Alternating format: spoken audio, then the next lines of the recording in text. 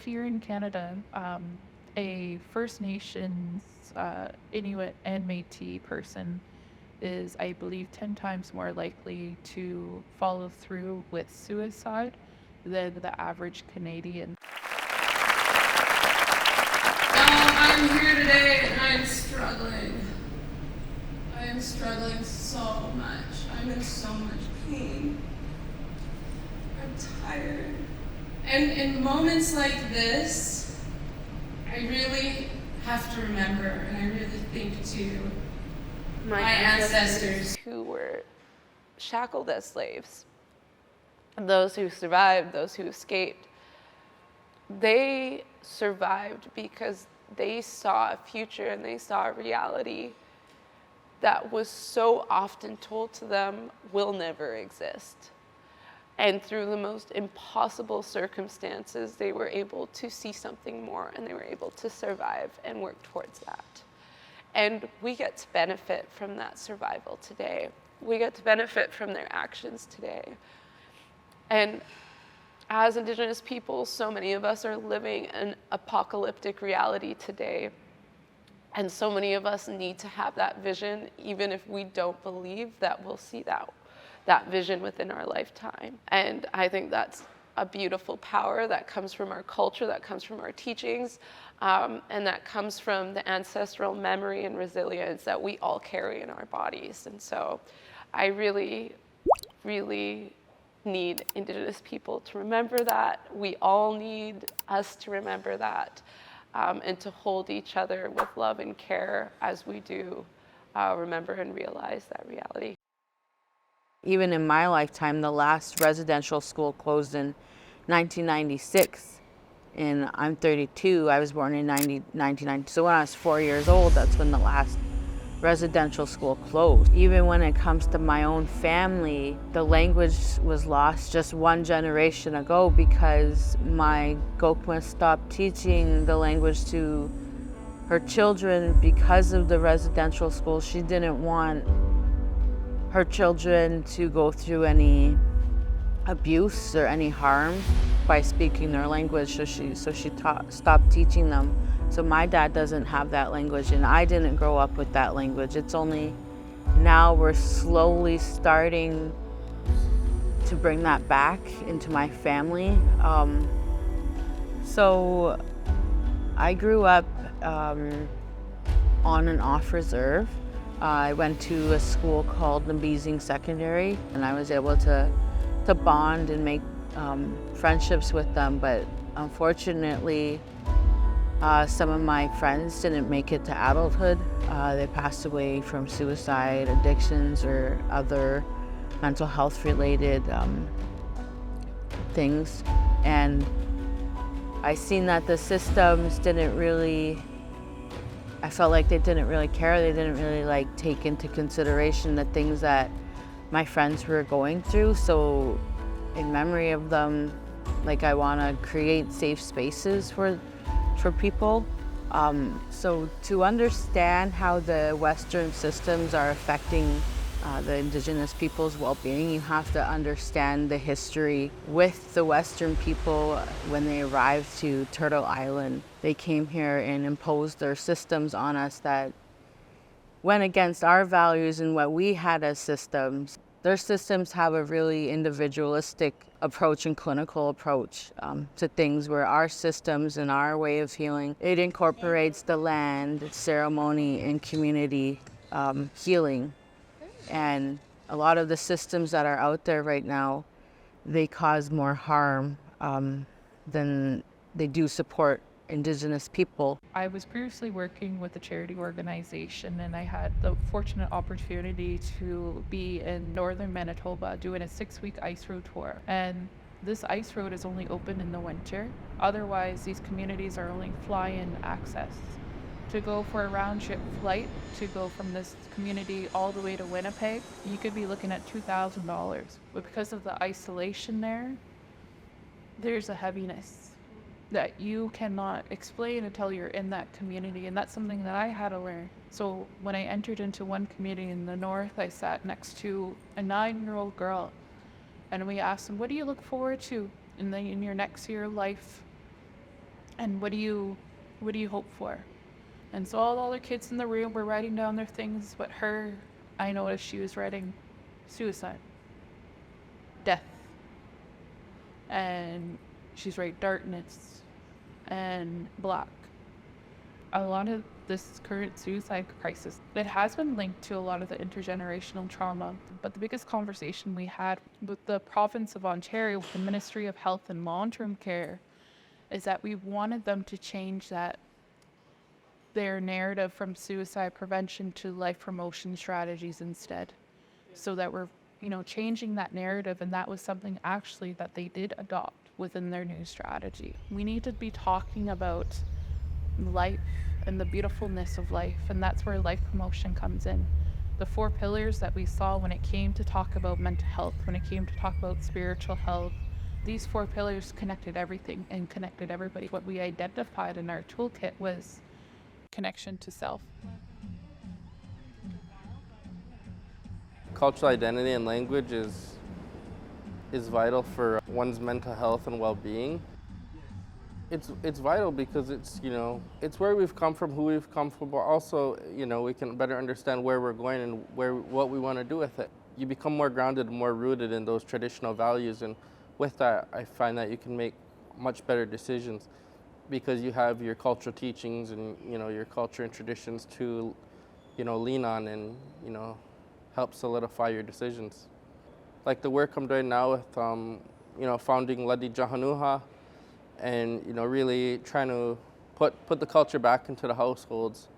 I'm trying to help turn back those effects and help bring that cultural identity and cultural teachings back into the household and help people reconnect. And I've seen like a cultural resurgence in in my generation and the generations that have come after mine, because I find like that there's a lot more interest in it, and it's the tide's starting to turn that way, where everybody's started to be a lot more proud and a lot more people are really wanting to become more involved in the traditional ways again in my community, and a lot more young people are getting involved, and then they're even bringing their parents. Something that was really amazing that happened in one of my classes is I held a class with a teacher from one of the communities, and a bunch of elders tuned in, and they were just like, oh, I want to see what Sunny's class is all about. And so they tuned in, and then we got to like the Q&A, and we did the Q&A, and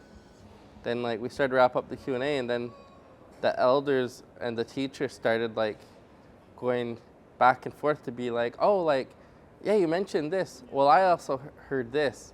And then another elder hop in and be like, oh, well, I also heard that. And then people were just like, wow, like, like it was really cool to just hear like this dialogue going back and forth about, these different teachings. So what Ladi Jahanoha is it means, in my language, it means they're taking care of, or they're tending to the fire, and that's a project I founded.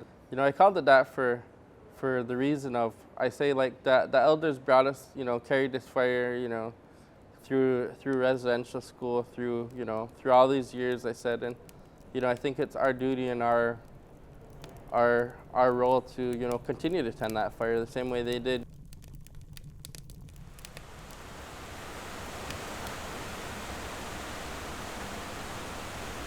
In the process of colonization, they found and they saw my ancestors' relationships to time that was so deeply tied to the seasons, to Earth, and responding to and honoring the way Earth changes and how we change with the Earth.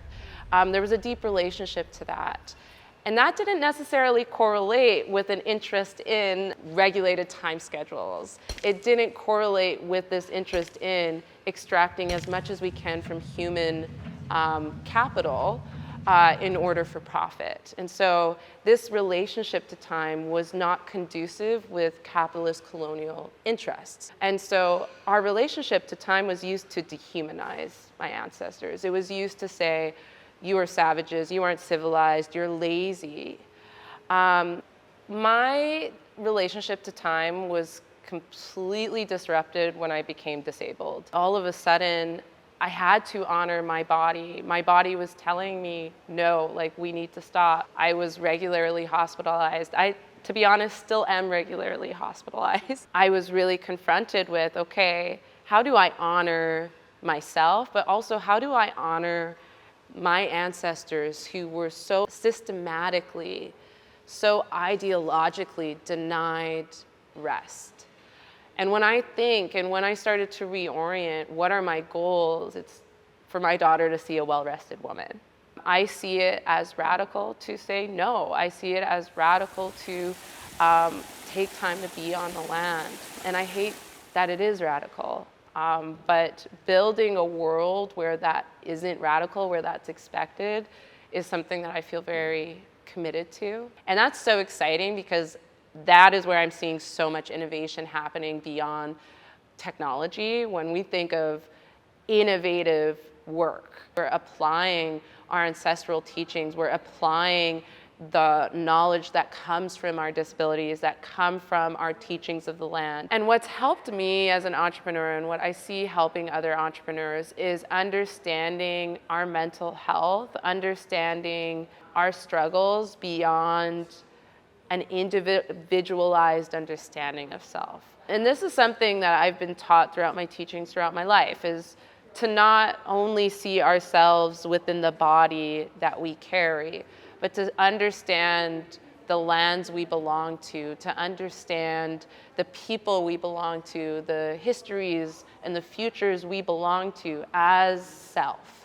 as an extension of self. And it's interesting because when we take that perspective, all of a sudden self-care is so much more than bubble baths. Self-care is collective organization. Self-care is meaningful work. And that's really where I find power. That's really where I find community and support, so that when I need help with my children, when I need help, that you're able to look to these other parts of self. And just as much as you can take away or you gain, you get to also give. And there is such a beauty and healing that comes from the reciprocity. We come from the land, like we're made up of the water. Our bodies are carry water. Like we're made up of water. We're made up of, fire that's sparking our heart. Like what really drives our passion. We breathe air. That's another element, the air element, and then our physical bodies too. That incorporates the land. So we had these natural laws where we would look at nature and see, the different seasons, or like the way a plant grows. Every person, every being, even the plants, the animals, they all have a purpose here, and we understood that. When we go out onto the land and connect, like, I can't even explain that feeling. It's just a good feeling, like being out there, and that good energy that you feel when you're out there, that good medicine. It's really healing. So I just reflect back on a story of an elder from the Yukon. Actually, he published a book called "I Was Born Under a Spruce Tree." So just reflecting on his title of his book it just shows that connection that we've started since birth. And so when I was younger, my grandfather always took me out on the land to hunt, fish, and trap. He explained to me that one day hard times will come and you need to be prepared for it.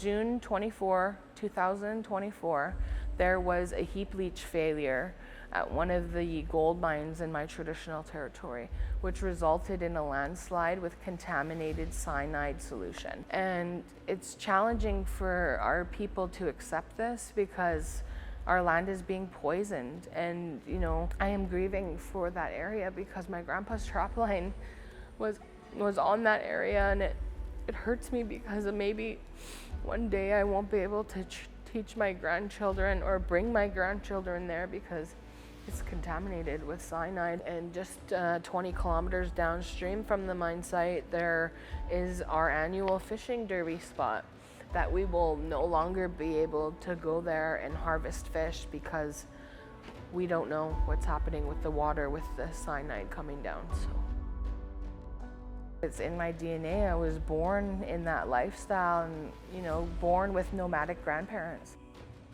When our lands are destroyed, it's hard for us to use those areas to harvest, fish, and pass on knowledge to future generations.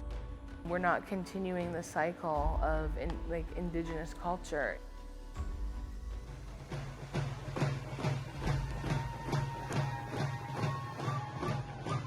I think it's just really important to Indigenous mental health workers to work as a team with the community and to really make sure that you're focusing on their specific needs, because they will be different for each community and each person really that you're meeting, that the care that you're giving is holistic. That's really important to Indigenous people, not just fixing one thing, but you're trying to fix a broader issue, and it's a community issue. How can, as a family and a community, can we come together and make sure that everything, all of the bases are covered so that you're mentally, physically, spiritually, holistically well. And the way to help those kids is always just to connect them back to their cultural roots, because a lot of time that's what they're missing, their traditions and their practices. So always that first, and then also to just anything that you're doing to help the child has to be culturally relevant and culturally sensitive and trauma informed always. And I think that trauma-informed care, sensitive care, and then coupling it with bringing them back to their traditions and cultures, it works. I think I'm becoming the person I needed when I was younger, just because I am very relatable to my clients. I think that authenticity is what really brings clients to me and what helps me uplift them. So I know younger me would have thought that I was relevant and had shared experiences and really thought, okay, she's somebody I can trust and she's been there and she knows my culture and my history and she looks like me and all those things.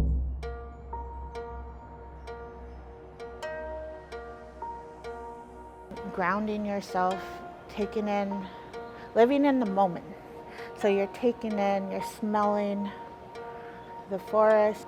It's like it takes all of your five senses, and I find it's really healing to be part of that. And a lot of it is through ceremony, and also through practicing our traditional ways, which is like hunting, harvesting medicine like sweetgrass or sage, tobacco, take part in that.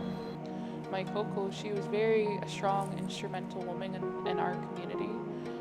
She was a former chief of Shawanaga First Nation.